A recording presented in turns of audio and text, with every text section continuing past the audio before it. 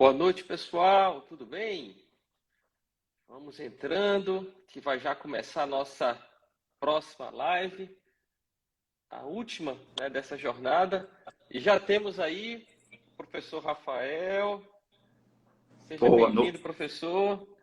Boa noite, meu amigo Márcio. Tudo bem? Muito obrigado pelo convite. Boa noite, professor. Que honra tê-lo aqui. E eu queria, antes de a gente começar nosso bate-papo, cumprimentar todos que estão aí nos assistindo, que estão dando essa honra da presença. Tá bom. Boa noite a todas e a todos que estão aí acompanhando. Hoje é a nossa última live, né, dessa primeira jornada, aí, pelo menos essa primeira jornada. E eu sempre explico, professor Rafael, que essas lives, né, que a gente realizou, elas são uma forma de a gente agradecer, né, aos leitores pela acolhida tão generosa, tão carinhosa com a coleção, né, com os nossos autores. É uma coleção que tem uma proposta aí de trazer livros didáticos na medida certa para a preparação, e teve uma acolhida, um feedback tão bom, né, de todo o público, que a gente resolveu fazer essas lives como uma forma de agradecer, né, aos leitores e de oferecer aí um pouco, né, do conhecimento de forma gratuita para as pessoas que estão nos acompanhando. Então, muito obrigado desde já a todos os autores que participaram dessa live, muito obrigado à editora Juspódio, né, por ter dado essa oportunidade e principalmente muito obrigado a todos vocês que nos acompanharam, né, nessa jornada.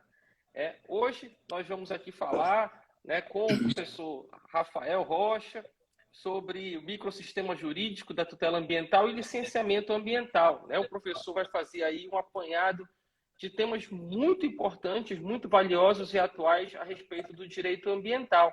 Mas antes de a gente começar a conversar sobre isso, né, eu queria apresentar um pouco ainda o professor Rafael para aquelas pessoas que ainda não tiveram o prazer de conhecê-lo, né? O professor Rafael é procurador federal, ele é ex-promotor de justiça do MP da Bahia, aprovado em diversos concursos, né?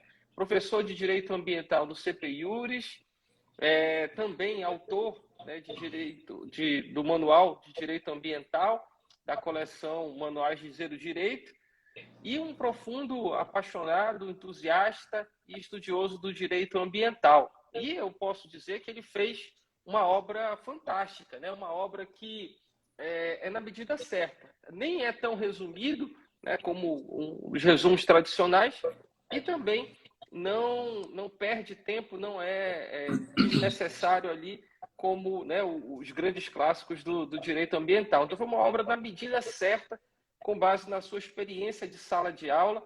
Então ficou um livro excelente mesmo. Depois eu peço que vocês entrem lá no site e leiam umas páginas, vocês vão notar a didática do professor Rafael. Mas vamos logo começar aqui. Eu queria, né, dar as boas-vindas a você de novo, professor Rafael. Eu queria que você, né, falasse um pouquinho aí para todos que estão nos acompanhando. Excelente, professor Márcio. Obrigado. E primeiro eu queria aproveitar esse espaço para lhe fazer um agradecimento especial pelas valorosas lições dos nossos informativos, né, que foram essenciais para minhas aprovações no concurso. Então, eu queria fazer esse agradecimento em público aqui ao senhor, tá? E considero como uma ferramenta essencial para qualquer jurista hoje, né? Esses informativos comentados. Muito obrigado. Também queria agradecer Muito também obrigado. em público pela oportunidade de integrar a equipe, né? De valorosos autores e professores. E a nossa expectativa é que a gente traga o direito ambiental de uma forma um pouco mais didática para as pessoas, porque é uma matéria extremamente importante, né? Basta você ligar a TV e todos os dias tem algo sobre questões ambientais, conflitos internacionais, né? Cobranças, inclusive o Brasil no centro dessas discussões. E não é uma matéria simples, não é uma matéria fácil, porque, na verdade, nós temos um grande emaranhado de leis, decretos, resoluções, né? No livro até sustento a necessidade que a gente tem atualmente de ter um código ambiental, não um código florestal, que é apenas uma das leis, das várias leis que a gente tem, né? É apenas uma das várias leis, mas sim um código ambiental, assim, necessário para sistematizar e organizar o direito ambiental, que hoje é muito bagunçado. Então, a ideia do manual é trazer a disciplina do direito ambiental de uma forma mais didática, né? A gente tem um feedback positivo das aulas e aí, em razão disso, a gente compilou o que a gente leciona no livro de uma forma mais completa, né? E é o que eu vou tentar mostrar aqui, professor Márcio, logo no início, que eu defendo a existência de um microsistema jurídico de tutela ambiental. Esse emaranhado, esse vasto conjunto de leis federais, decretos, resoluções do CONAMA, resoluções dos conselhos estaduais do meio ambiente, que muita gente não sabe, mas que são importantes, decretos e leis estaduais, compõem um verdadeiro microsistema jurídico. E aí eu defendo, do ponto de vista teórico, no livro, né, que se constitui um verdadeiro microsistema, porque só é possível se interpretar e aplicar adequadamente os institutos ambientais se a gente estabelecer o que a professora Cláudia Lima Marques falava lá no Direito do Consumidor, se a gente estabelecer esse diálogo entre as diversas fontes do direito ambiental, para a gente poder aplicar. Então, assim, do ponto de vista teórico, o autor só vai ter essa compreensão melhor depois de estudar a disciplina integralmente. Mas eu apresento logo do ponto de vista prático, que é, sobretudo, aí, para o público que está se preparando para os concursos, que do ponto de vista prático, para que você consiga compreender o direito ambiental brasileiro hoje e o microsistema jurídico de tutela de proteção ambiental, basta compreender que existem basicamente 4 sistemas. Poxa, Rafael, 4 sistemas? 4 sistemas básicos. A partir deles, a gente consegue compreender toda a disciplina. Então, nós temos o primeiro sistema, que é o CISNAM, é o Sistema Nacional do Meio Ambiente. Daí nós temos um segundo sistema importante, que é o SNUC, Sistema Nacional de Unidades de Conservação da Natureza. Só para quem ainda não sabe, as unidades de conservação da natureza são espaços territoriais especialmente protegidos. Então, nós temos ali o primeiro sistema, o CISNAM, o segundo sistema, o SNUC, Sistema Nacional de Unidades de Conservação da Natureza. Temos um terceiro sistema, que é o SINGRE, Sistema Nacional de Gerenciamento de Recursos Hídricos. É um sistema que vai lidar com as águas. E aí, por fim, eu defendo a existência do CISRESPIA. O que é o CISRESPIA? É um sistema de responsabilização por ilícitos ambientais, que irá recair sobre quem violar regras dos 3 primeiros sistemas. Mas como assim, Rafael? 4 sistemas? 4 sistemas. Aqui no primeiro sistema, basicamente, o que a gente estuda? 4 tópicos. 4 tópicos. A gente estuda a estrutura do CISNAMA, do primeiro sistema. O que é a estrutura do CISNAMA, Rafael? É um conjunto de órgãos e entidades que no Brasil tem a missão de proteger, de preservar e de fiscalizar o meio ambiente. No Brasil existe esse conjunto de órgãos, muita gente não sabe, mas a gente tem desde lá o Ministério do Meio Ambiente, o IBAMA, o ICMBio, passando pelas secretarias estaduais do meio ambiente. Alguns estados criaram autarquias ambientais, foi o caso, por exemplo, aqui da minha Bahia, nós temos o INEMA, e em quase todos os municípios nós vamos encontrar também uma Secretaria Municipal do Meio Ambiente, um Conselho Municipal do Meio Ambiente. Então, a primeira coisa a ser estudada do primeiro sistema, do CISNAMA, é sua estrutura, o conjunto de órgãos e entidades que tem uma missão. A missão de preservar, de fiscalizar, de cuidar do meio ambiente no Brasil. Depois que a gente compreende esse conjunto de órgãos, a gente compreende a composição de cada um deles e as importantes atribuições que eles exercem, aí a gente vai estudar um segundo ponto do primeiro sistema, que é uma política nacional, geralmente uma política pública relacionada a ele. Então, aqui eu tenho o Sistema Nacional do Meio Ambiente e eu tenho a Política Nacional do Meio Ambiente, a famosa PNMA, que está aí em todos os editais de concurso. Então, o que é a PNMA, Rafael? Bom, antes de falar o que é importante saber que cabe a esses órgãos aqui, ó, esses órgãos que compõem a estrutura do CISNAMA, a implementação dessa política nacional do meio ambiente. São eles que implementarão essa política nacional. Ah, mas como, professor Rafael? Eles implementarão cumprindo seus objetivos. Que objetivos? Os objetivos da política nacional do meio ambiente, que estão lá definidos na lei. A Lei 6938 de 81.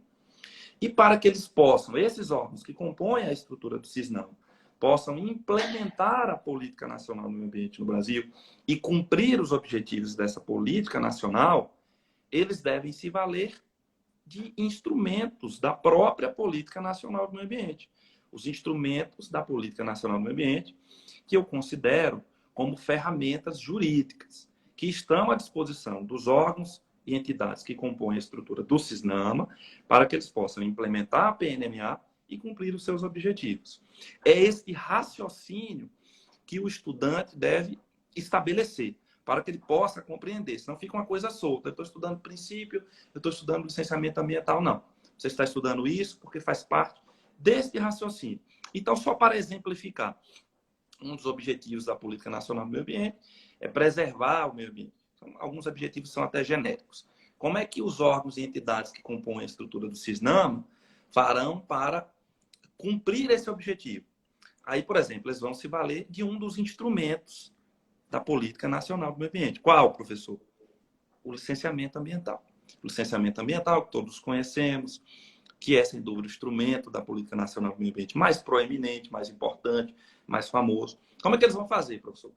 Os órgãos e entidades que compõem a estrutura do CISNAMA vão se valer do licenciamento ambiental para estabelecer uma espécie de controle, por exemplo, da poluição, do desmatamento, da degradação.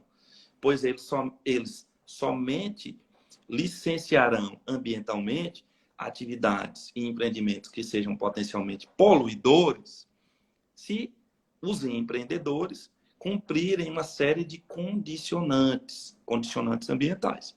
Então, por exemplo, o IBAMA se vale do licenciamento ambiental para estabelecer uma série de condições para que um determinado empreendedor possa construir, por exemplo, uma barragem hidrelétrica.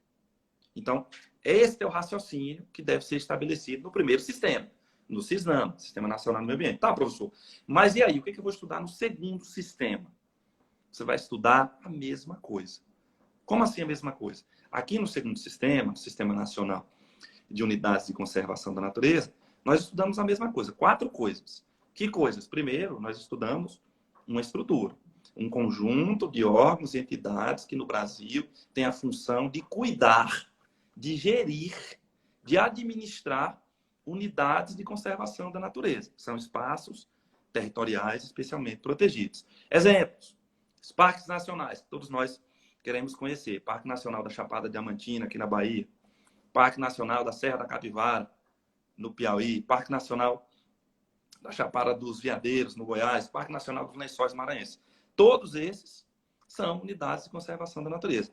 E existe no Brasil uma estrutura, um conjunto de órgãos e entidades que vai cuidar dessas unidades de conservação. Eles estão lá definidos no artigo 6º da Lei 9985 de 2000. Então, nós vamos ver lá, por exemplo, o ICMBio, que tem um papel importante no cuidado das unidades de conservação da natureza federais. Nós vamos ver o papel do Ministério do Meio Ambiente, que, por exemplo, cuida de um cadastro nacional de unidades de conservação da natureza. Nós vamos ver o papel de outros órgãos e entidades ambientais executores da estrutura do SNUC, que são estaduais e municipais. Então, a gente estuda a mesma coisa, a estrutura, conjunto de órgãos e entidades que no Brasil tem a missão de cuidar das unidades de conservação. E depois, Rafael, o que se estuda no segundo sistema? Mesma coisa, uma política pública. Aqui nós vamos ver a Política Nacional de Unidades de Conservação da Natureza, que é apenas mencionada na Lei 9985 de 2000, mas, na verdade, toda a Lei 9985 de 2000 constitui a Política Nacional de Unidades de Conservação da Natureza. Então, estes órgãos farão a implementação dessa Política Nacional. Como, Rafael? Cumprindo os objetivos desta Política Nacional definidas na própria Lei 9985 de 2000. E para que eles possam fazer isso, eles se valerão de instrumentos, que são aquelas ferramentas jurídicas estabelecidas pela própria Lei 9985 de 2000, que é a lei da Política Nacional de Unidades de Conservação da Natureza. E ali nós vamos estudar as regras sobre a criação das unidades de conservação, vamos. Mas nós vamos estudar também o que é um corredor ecológico, o que é uma zona de amortecimento, o que é a reserva da biosfera, quais são as regras sobre a compensação ambiental definidas ali naquela lei. Então, nós temos que estabelecer esse mesmo raciocínio. Conjunto de órgãos e entidades que compõem a estrutura do SNUC, que implementarão a Política Nacional de Unidades de Conservação da Natureza definida na Lei 9985 de 2000, cumprindo os objetivos previstos naquela própria lei, se utilizando dos instrumentos, das ferramentas jurídicas. E aí estabelecemos esse mesmo raciocínio. E partimos para um terceiro sistema, que é o Sistema Nacional de Gerenciamento de Recursos Hídricos. Tá, mas e aí, Rafael? Nós estudaremos o que nesse sistema? A mesma coisa. 4 tópicos. A estrutura, conjunto de órgãos e entidades que no Brasil tem a função de gerir, de cuidar de nossas águas. Aí existe isso, Rafael? Não existe. Existe. Está lá na Lei 9433/97. Então, nós vamos ver lá qual é o papel do Conselho Nacional de Recursos Hídricos, qual é o papel da ANA, Agência Nacional de Águas, que agora passou a ser denominada Agência Nacional de Águas e Saneamento Básico.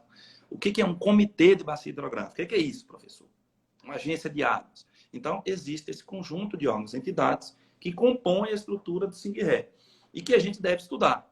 Composição de cada um deles e competências e atribuições. E depois, Rafael, depois existe uma política pública, a Política Nacional de Recursos Hídricos, a PNRH, que deve ser implementada por quem?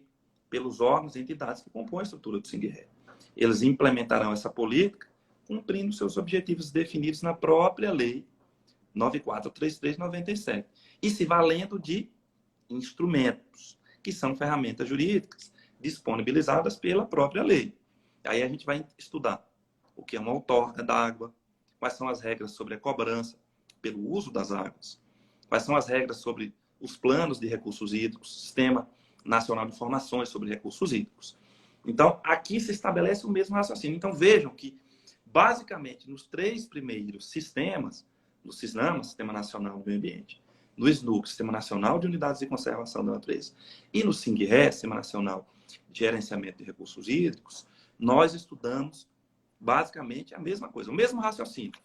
Estrutura, conjunto de órgãos e entidades que vai cuidar daquele sistema, política pública relacionada com a Política Nacional do Meio Ambiente, no primeiro caso, a Política Nacional de Unidades de Conservação da Natureza, no segundo caso, e a Política Nacional de Recursos Hídricos, no terceiro caso.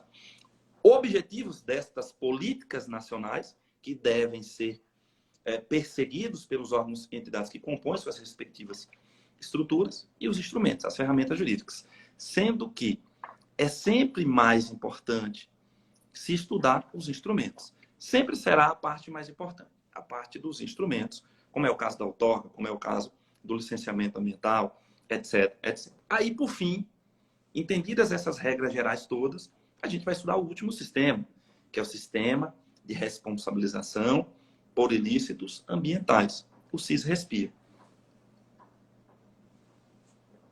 E aí, Rafael, vamos estudar o que no SIS-RESPIR? Nós vamos estudar, primeiro, nós vamos estudar a tríplice responsabilidade. Aí nós vamos ver um pouco da responsabilidade administrativa, da responsabilidade criminal e da responsabilidade civil, que deve recair sobre aqueles que violarem as regras dos 3 primeiros sistemas. Depois, é relevantíssimo ver o processo civil ambiental, que nada mais é do que aquilo que ficou conformado, delineado pela jurisprudência do STJ. Aí a gente vai ver, por exemplo, que a responsabilidade civil por dano ao meio ambiente é objetiva, fundada na teoria do risco integral, é imprescritível, admite a inversão do ônus da prova, admite desconsideração da personalidade jurídica. Então, ali, nós estudamos todas essas características da jurisprudência, sobretudo da jurisprudência do STJ, e súmulas. E, por fim, aqui vocês vão estudar no meu livro, por exemplo, os princípios ambientais, mas não para decorá-los, e sim para que haja uma compreensão, uma aplicação prática deles, e não iniciando o estudo por eles, que deixa algo muito vago para quem vai estudar. Tá, Rafael, mas você não mencionou uma série de tópicos importantes do direito ambiental. Mas vejam, lá no primeiro sistema, Sistema Nacional do Meio Ambiente, além de estudar a Política Nacional do Meio Ambiente, a gente deve estudar também a Política Nacional de Mudanças do Clima. Ah, mas por que a gente vai estudar lá, Rafael? Porque alguns dos órgãos que compõem a estrutura do CISNAMA é que vão implementar a Política Nacional de Mudança do Clima. Quem é que combate o desmatamento? Que é a principal questão da mudança do clima é combater desmatamento e reflorestar. Basicamente isso. É controlar a emissão de gases causadores, amplificadores de efeito estufa. Então, o IBAMA e o ICMBio são os órgãos ambientais. Então, a gente estuda ali. E aí a gente vai estudar os demais institutos. No segundo sistema, por exemplo, Sistema Nacional de Unidades de Conservação da Natureza, a gente viu que uma unidade de conservação da natureza é um espaço territorial especialmente protegido. São 12 lá na Lei 9985 de 2000, mas nós temos outros lá no Código Florestal. Afinal de contas, uma APP, uma área de preservação permanente, também é um espaço territorial especialmente protegido. Uma RL, uma área de reserva legal, também é um espaço territorial especialmente protegido. Então, a gente aproveita para ver também esses tópicos e outros do Código Florestal ali. No terceiro sistema, nós temos Política Nacional de Segurança de Barragens, nós temos a novíssima reformada Política de Saneamento Básico, né, que basicamente se constitui em 4 serviços que a gente tem, fornecimento de água, por exemplo. E dentre esses serviços, nós temos a coleta de lixo. Então, nós estudamos ali a Política Nacional de Recursos Hídricos, a Política Nacional de Segurança de Barragens, a Política de Saneamento Básico, cujo um dos serviços é o fornecimento de água, que depende de outorga. E que agora também sofre a regulamentação da Agência Nacional de Águas e Saneamento Básicos, que também é um órgão integrante da estrutura do SINGRE. E, como eu disse, saneamento básico são 4 serviços. Um deles é a coleta de lixo em nossas residências, nas empresas.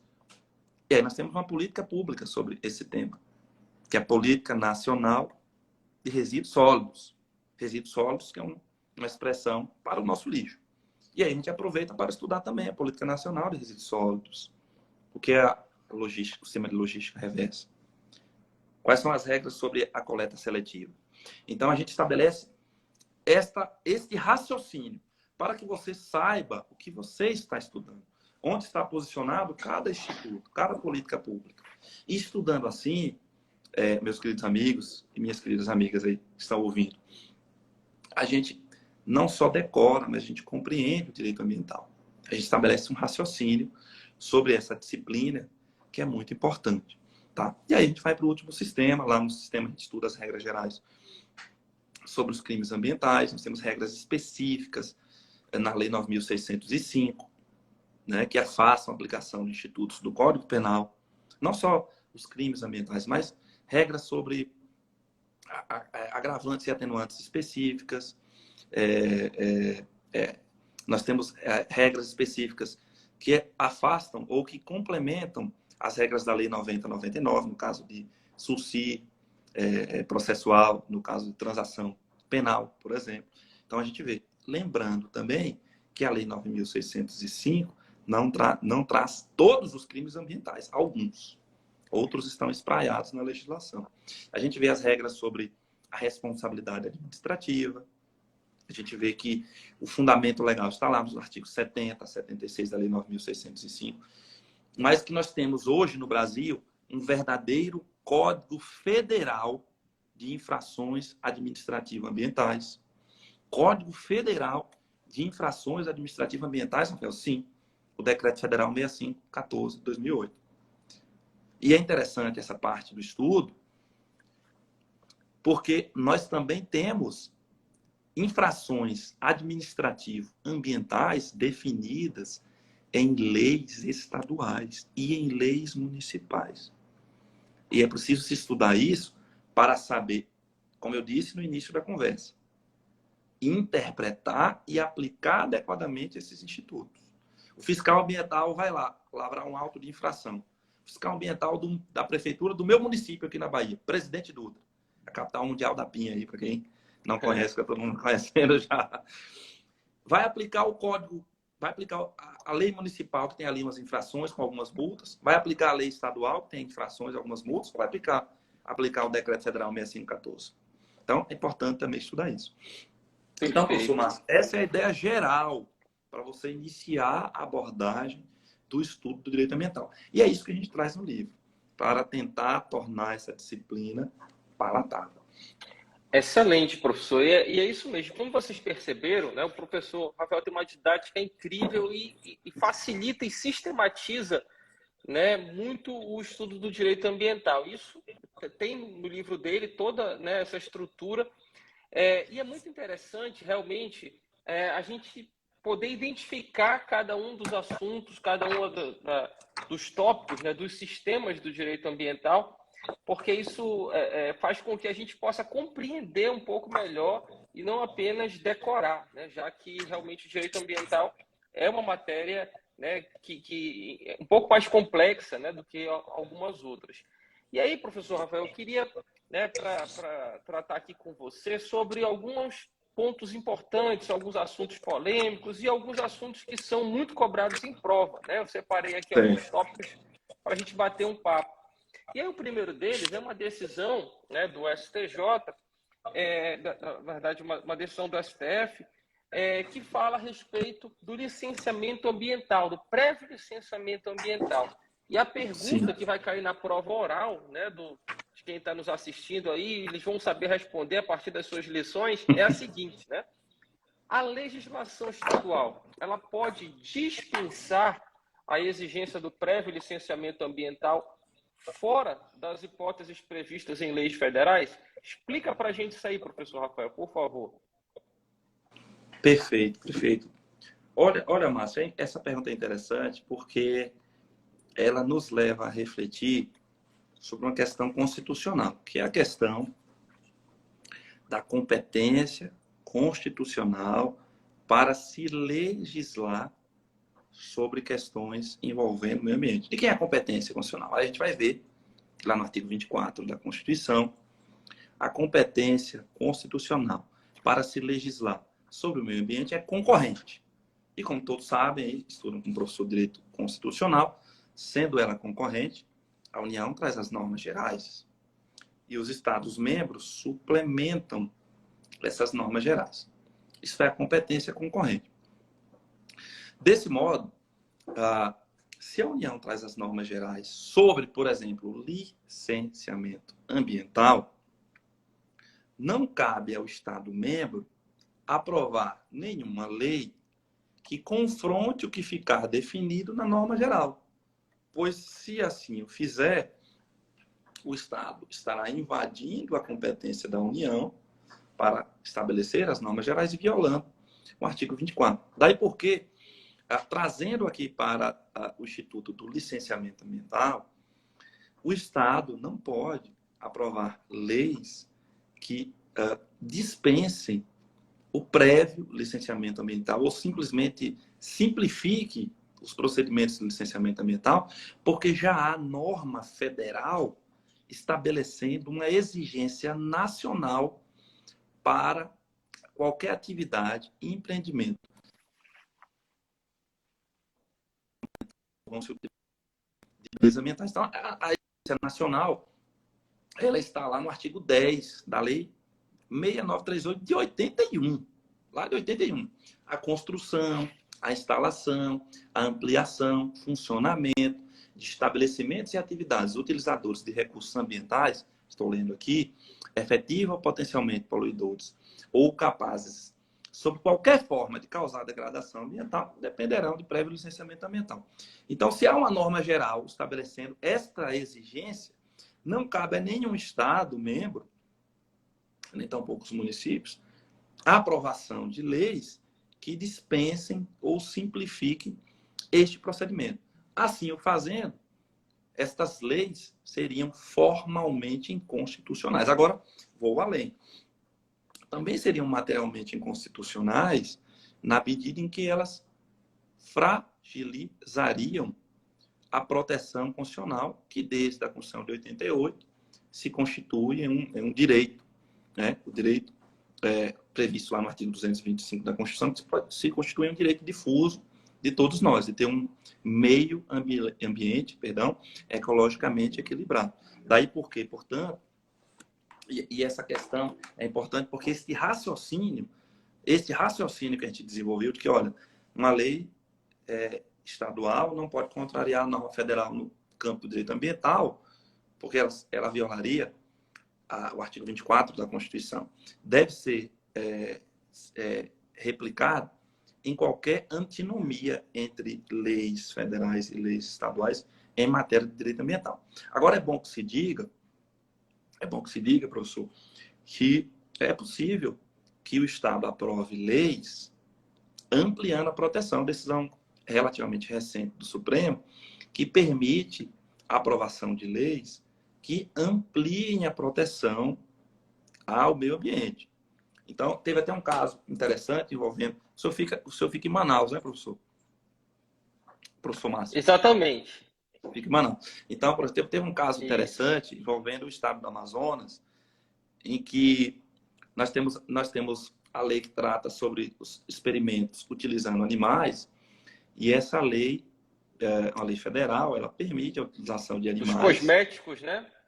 Dos cosméticos, exatamente. Então, a lei permite a utilização de animais em experimentos científicos. A lei federal permite. Mas o estado do Amazonas não permite para cosméticos. Então, nós temos aí uma lei estadual que ela ampliou a proteção dos animais e foi além do que estabeleceu a norma federal. Então, é nesse sentido que deve ser estabelecido raciocínio e o aluno vai encontrar, professor, vários exemplos da jurisprudência do Supremo lá no livro. Isso. Essa peculiaridade do direito ambiental realmente é muito interessante, né? Porque o que a gente leva a imaginar no artigo 24, né, que fala sobre a competência concorrente? Olha, se a lei do subnacional, né, se a lei estadual ou municipal contrariar as normas gerais, ela seria inconstitucional. Mas no direito ambiental, né, em razão do artigo 225, a lógica é um pouco diferente, né? Se essa lei ampliar a proteção ambiental, o Supremo Tribunal Federal diz que é válida, né? Como é o caso da proibição de testes de animais em cosméticos, né, para produtos de cosméticos, como é o caso também foi o caso do amianto, né?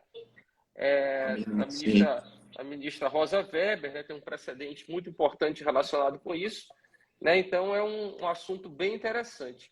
Professor, um outro assunto que tem sido cobrado muito em prova, né, relacionado com o direito ambiental, diz respeito às usinas eólicas, né? Então, eu queria pedir para a sua gentileza primeiro para explicar para quem está nos assistindo o que são essas usinas eólicas e que tratasse um pouco a respeito, né, da competência para o licenciamento ambiental envolvendo a implantação das usinas eólicas. Excelente. Bom, ainda falando aí sobre o licenciamento ambiental, vejam que a gente acabou de ver um aspecto da competência constitucional para se legislar sobre o meio ambiente, e a gente viu que a competência constitucional para se legislar é concorrente. Para responder essa pergunta, a gente tem que também fazer uma reflexão constitucional para ver que lá na Constituição a competência material, ou seja, a competência para cuidar do meio ambiente, é comum. Daí porque todos os entes federados não só podem, eles devem cuidar do meio ambiente. Cuidar do meio ambiente. É o que está lá no artigo 23, alguns incisos. Só que pelo fato de ser comum, professor, essa competência para se cuidar do meio ambiente, passaram a surgir certos conflitos federativos entre entes da federações distintas, sobretudo nas questões envolvendo o licenciamento ambiental, porque, por vezes, um município promovia um licenciamento ambiental cuja competência, na verdade, pertencia ao Estado, ou à União, ou vice-versa. E aí, nós tínhamos várias licenças ambientais inválidas em razão disso. Isso se estabeleceu por um longo tempo, inclusive, porque nós ficamos com a resolução 237 de 1997 do CONAMA, que regulava essas questões até 2011. Nesse meio tempo, foi aprovada uma emenda à Constituição, um artigo para alterar, incluir o parágrafo único, no artigo 23 da Constituição, para estabelecer que leis complementares regulariam aquelas questões. E no âmbito do direito ambiental, sobreveio a Lei Complementar 140 de 2011, que é a lei complementar que está lá no edital de todo mundo, que distribui as competências em matéria de meio ambiente. Não só do licenciamento, mas de meio ambiente. Então, lá, sobre o licenciamento ambiental, especificamente, nós encontramos no artigo 7º da Lei Complementar 140 de 2011, o rol de situações cuja competência para o licenciamento ambiental pertence à União, através do IBAMA. Nós temos lá no artigo 9º os 2 casos cuja competência para o licenciamento ambiental pertencem aos municípios. E o restante dos casos que não estão ali, ou seja, os casos residuais, são de competência dos Estados-membros. E aí, a gente vai observar que lá no artigo 7º da Lei Complementar 140 de 2011, não há previsão de que a União possa promover o licenciamento ambiental de atividades e empreendimentos envolvendo energia elétrica, inclusive energia elétrica gerada pela energia eólica, né? Esses cataventos que a gente vê por aí. Aqui na Bahia mesmo, parece que vai se tornar o maior parque eólico da América Latina, né? Vai passar do Rio Grande do Norte. Então, ali a gente não encontra. A gente encontra vários casos ali que são da competência da União, mas a gente não encontra envolvendo energia. Aí é importante que os alunos saibam que a própria lei estabeleceu a possibilidade de ampliação do rol de casos de competência da União através da aprovação da Comissão Tripartite Nacional, que é basicamente uma comissão com representantes de municípios, estados, Distrito Federal e a União. E isso já ocorreu e foi publicado o decreto 8437 de 2015, que estabeleceu mais casos cuja competência para o licenciamento ambiental pertence à União. Então, ali a gente vai encontrar no decreto, não na lei. Por isso, quem está estudando precisa verificar também o decreto. Então, você vai encontrar lá no decreto licenciamento ambiental para implantação, ampliação de rodovias federais, da União, por força do decreto e não da lei. Ferrovias federais, hidrovias federais, e ali nós encontramos, por exemplo, usinas eólicas, mas não todas as usinas eólicas. Apenas usinas eólicas, eu volto a dizer, são aquelas torres bonitas, né, aqueles cataventos. Somente usinas eólicas que a lei considera offshore. Offshore quer dizer que é no mar. Então, se for no mar, a União vai promover o licenciamento ambiental através do IBAMA.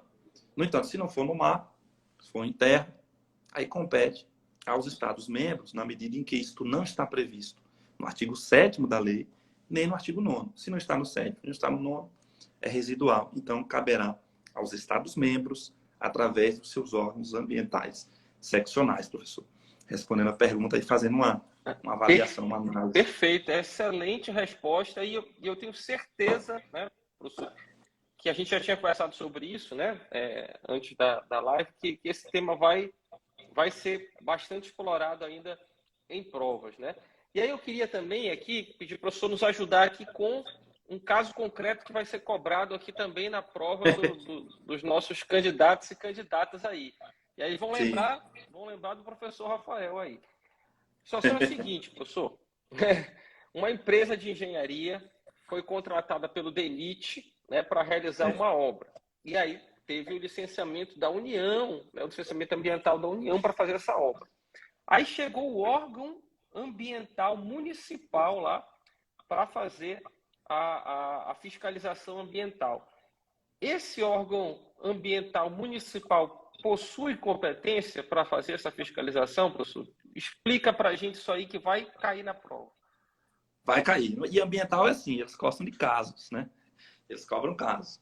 Então, assim, essa é uma questão sobre a competência para fiscalização ambiental. Nós acabamos de ver uma questão sobre a competência para o licenciamento ambiental. Aí nós vimos que alguns casos pertencem à União, outros aos municípios e os demais aos Estados membros para o licenciamento ambiental. Já para a fiscalização ambiental, todos os entes da federação não só podem, como devem exercer fiscalização ambiental. Daí porque um fiscal ambiental municipal pode comparecer a uma obra federal, uma obra do DENIT, que tenha sido licenciada pelo IBAMA, né, portanto, uma obra federal, e exercer fiscalização, e aplicar multas, e até embargar. E vice-versa. Pode um fiscal estadual comparecer a uma obra ou um empreendimento que foi licenciado pelo município ou pela União. Porque a competência para a fiscalização ambiental é comum. Todos não só podem, como devem. A grande questão aí, professor, e é a questão mais interessante, é saber o que vai ocorrer se houver simultânea fiscalização ambiental por todos os entes. Então, isso aconteceu, por exemplo, no caso de Brumadinho, o desastre de Brumadinho, no estado de Minas. Logo quando houve o rompimento da barragem, a gente acompanhou que o órgão ambiental municipal de Brumadinho mesmo exerceu fiscalização ambiental e aplicou multas sobre aquela mineradora. No dia seguinte, foi lá o órgão ambiental estadual de Minas e exerceu fiscalização, também aplicou multas. No dia subsequente, foi lá o IBAMA e também exerceu fiscalização e aplicou multas. Partindo do pressuposto de que todas esses autos de infração que foram lavrados, tanto pelo órgão ambiental municipal, quanto pelo órgão ambiental estadual e também pelo órgão ambiental, entre aspas, que é uma autarquia, né?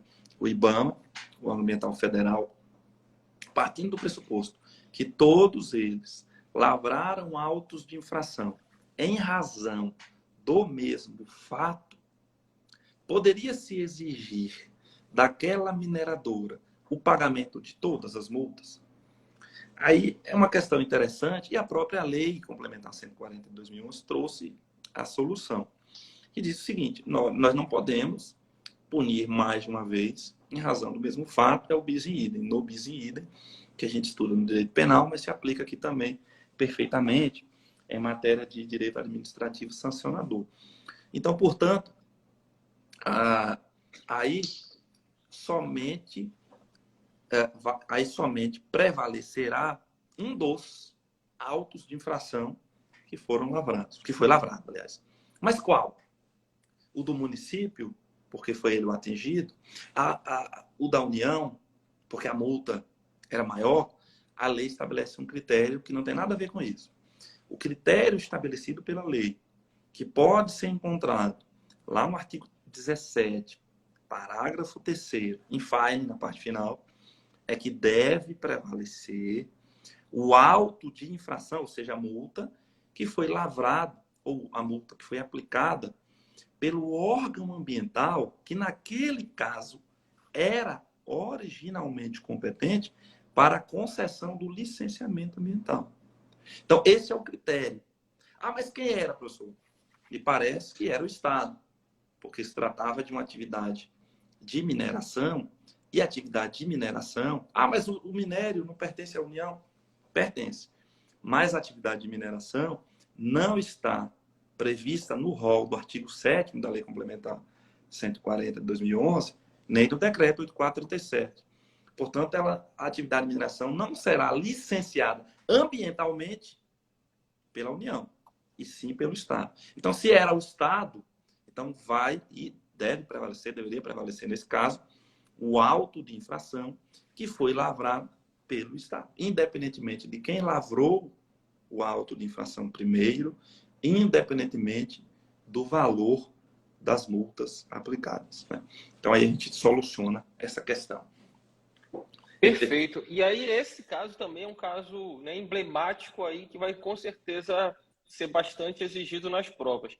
E aí, já que você estava falando de licença ambiental, um tema muito relevante ainda para as provas, né, e para a vida prática e para a atuação prática, diz respeito às espécies de licença ambiental.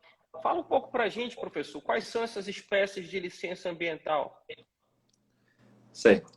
Bom, é importante a gente fazer essa distinção simples do licenciamento ambiental, que é um procedimento administrativo apto a autorizar atividades e empreendimentos potencialmente poluidores ou degradadores. Da licença ambiental, que é o ato administrativo que concretiza o licenciamento, né? Então, é um ato administrativo a licença. A licença, tem uma questão importante, interessante, sobre as licenças ambientais que diz respeito à sua natureza jurídica. Bom, qual seria a natureza jurídica de uma licença ambiental? Seria ela um ato administrativo, uma licença administrativa, um ato administrativo vinculado? Uma licença seria uma licença administrativa ou seria uma autorização? Seria uma licença administrativa ou uma autorização? A licença ambiental teria natureza jurídica de licença ou de autorização. Ah, mas se tiver natureza jurídica de licença, aí nós temos um ato administrativo vinculado e permanente. Vinculado no sentido de que, se o interessado comprova que preenche os requisitos da lei, o órgão ambiental é obrigado a conceder esse licenciamento ambiental. E ele é permanente porque até que o interessado, beneficiado pela licença, cometa algum ilícito ambiental, esse ato não pode ser revogado. Então, ele tem uma certa estabilidade. Isto se a licença ambiental tiver natureza jurídica de licença administrativa. Por outro lado, tem uma corrente que diz, não, a licença ambiental tem natureza jurídica de autorização. Portanto, se tem natureza jurídica de autorização, é um ato administrativo precário. E somente será concedido com base na discricionariedade da administração. E aí a gente pode pensar assim, não, mas essa é uma questão meramente acadêmica. E não é. Não é. Eu até trago um exemplo interessante aqui. E não é uma questão meramente acadêmica, porque veja só, aqui eu trago aqui no livro. Veja bem, suponhamos, vamos colocar um caso aqui.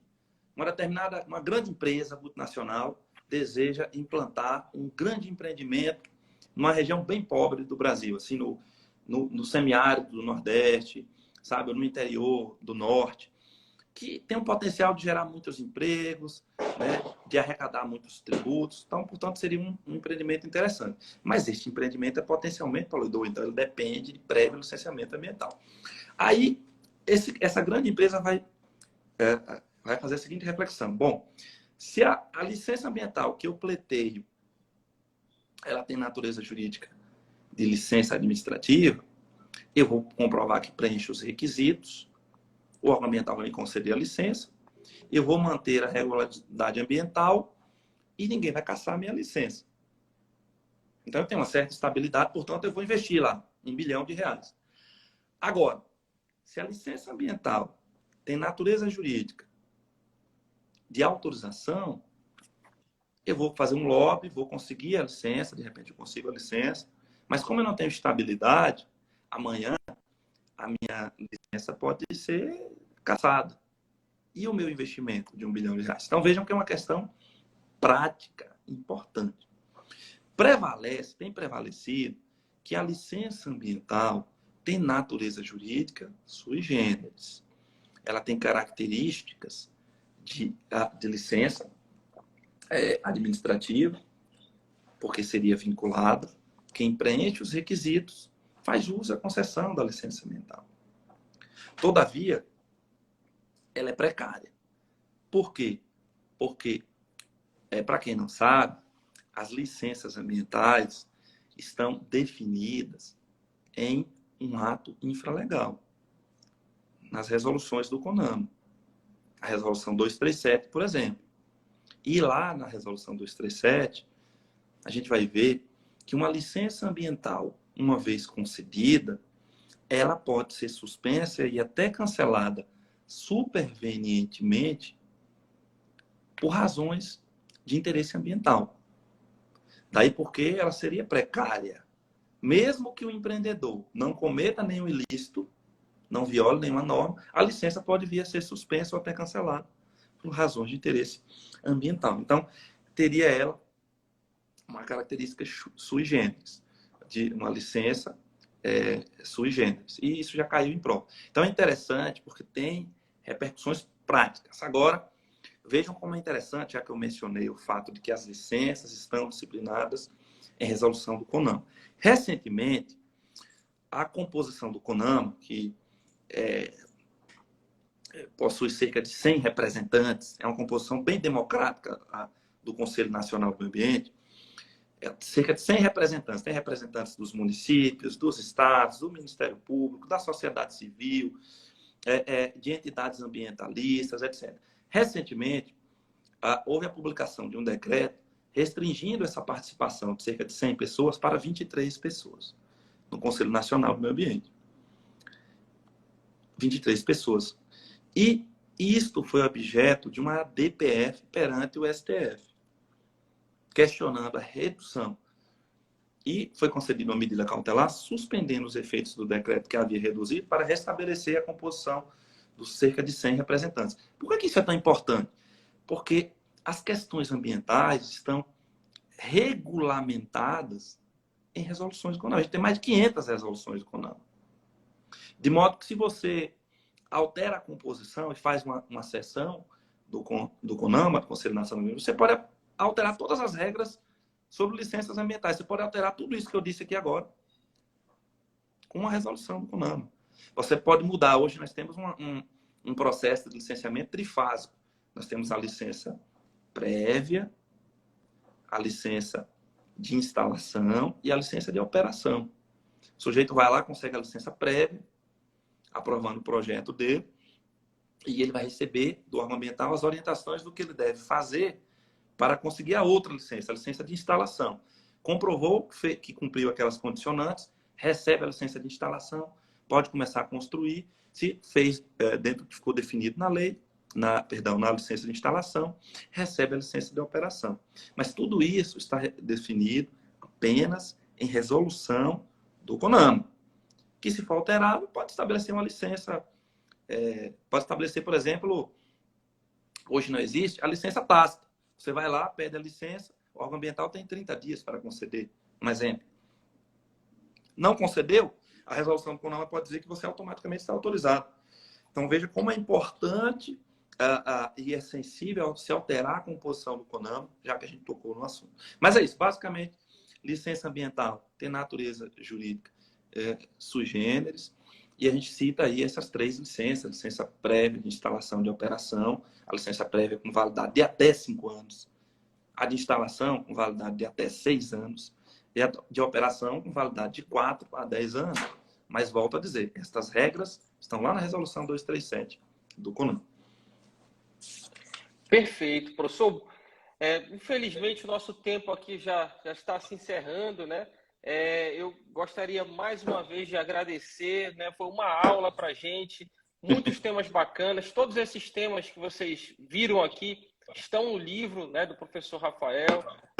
Como eu disse, lá no site da editora Juspódio existe uma amostra do livro, então eu convido todos vocês para, né, conhecerem um pouco, conversarem com quem já está estudando pelo livro, que com certeza vocês vão se surpreender, né? Não apenas pela abordagem dos temas no tamanho certo, como pela didática, como pela sistematização. E a editora Juspódio gentilmente ofereceu aí um cupom de desconto, né, para aqueles que estão acompanhando a live. Esse cupom vale até as 23 horas e 59 minutos de hoje. E para você obter, né, esse desconto, você digita o cupom que é Rafael15. E aí você tem R$15 de desconto, tanto no livro do professor Rafael, como no qualquer livro da coleção Manuais de Zero Direito. Eu queria passar novamente a palavra para você, professor Rafael, para se despedir, né, para comentar aí mais alguma coisa que não tenha sido dita. Pronto. Primeiro eu queria ficar à disposição de todos. Aí, quem tiver dúvida, fique à vontade, pode mandar mensagem no Instagram, tá? Espero que todos tenham gostado desse pequeno recorte do conteúdo do livro. Convido todos a conhecer o livro. Realmente está didático, facilita a compreensão dessa disciplina que, como eu disse, é cada vez mais importante em nossas vidas e nos concursos. Agradecer ao professor Márcio, mais uma vez, por tudo, a editora Juspod, e aproveitem o cupom Rafael15 aí, aproveitem a promoção e o desconto é até às 23h59, às 23h59 de hoje. Não é isso, professor? Exatamente. Eu tenho certeza, professor Rafael, assim, conhecendo o livro, tendo acompanhado a sua elaboração, né? Várias vezes a gente, né, trocou os arquivos aí com o seu trabalho. Eu tenho certeza que o seu livro será, né, a grande referência de direito ambiental em matérias de concurso público, né? Porque realmente foi um livro feito com toda a sua experiência de sala de aula, com toda a sua experiência de candidato também, né, aprovado em vários concursos, e realmente ficou uma obra, na medida certa, uma obra perfeita para a preparação dos candidatos. Então, se você ainda não tem, né, uma obra de direito ambiental para concurso, ou então quer dar uma oportunidade, né, para o professor Rafael, eu tenho certeza que não vai se arrepender. E eu queria mais uma vez agradecer a todos vocês, né, que nos acompanharam aí nessa série de lives, né, durante todos esses dias. Eu acho que foram 9 lives. Foi um prazer estar aqui com vocês, dividir um pouco do conhecimento. Espero que tenham ajudado. Espero que vocês acertem várias questões aí com aquilo que foi falado aqui. Né? E mais uma vez, a gente fica à disposição. Conheçam o Instagram do professor Rafael, lá ele dá várias dicas, várias novidades em relação com o direito ambiental. Conheçam também o Instagram, os perfis de todos os professores da coleção. E é isso, a gente está aqui à disposição sempre para tentar democratizar o ensino, tentar levar conteúdo de qualidade para ajudar vocês a realizarem seus sonhos profissionais. Um grande abraço e até uma próxima oportunidade. Tchau, pessoal. Tchau, tchau.